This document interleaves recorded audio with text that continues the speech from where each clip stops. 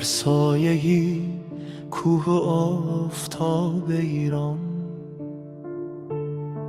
از مشهد تا قلب مردم راهی پیمودی، در سختی ها ستاده مقاومت ساختی، صدای امید را بر تاریکی فزودی.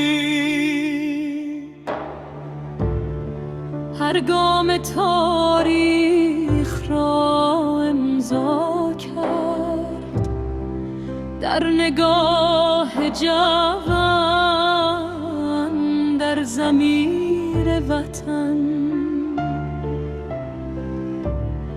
هر گم تاریخ را امضا کرد در نگاه جوان، در ضمیر وطن. ای رهبر در دل این سرزمین، نامت چون ستاره ها من، در شب سخت و در سختی زمان، نور ایمان در هر سو تابان. ای رهبر در دل این سرزمین، نامت چون ستاره ها من، در شب سخت و در سختی زمان، نور ایمان در هر سو تابان.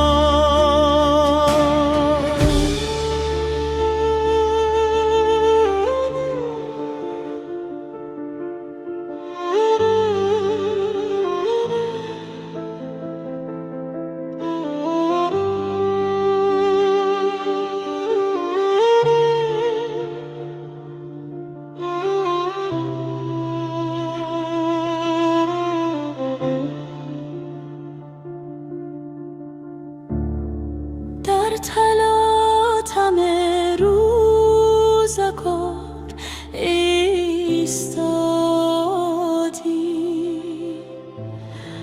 در خروش بادها نامت پیچید. نه فقط یک انسان، آیین‌هایی بودی، از آرزوها درد مردمان خویش.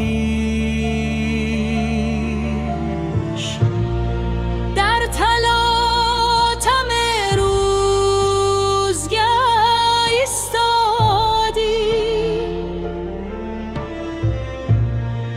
نه فقط یک انسان، آینه‌ای بودی،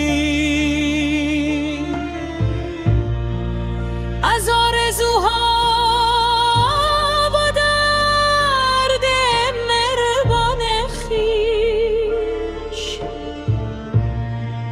اگرچه جسمی رفت، اما روح اندیشه هات هنوز زنده است. در آواز کوه و خاک ایران، یاد تو همیشه زنده است. ای رهبر در دل این سرزمین، نامت چون ستاره ها ماند، در شب سخت و در سختی زمان، نور ایمان در هر سو تابان است. ای رهبر در دل این سرزمین، نامت چون ستاره ها من، در شب سخت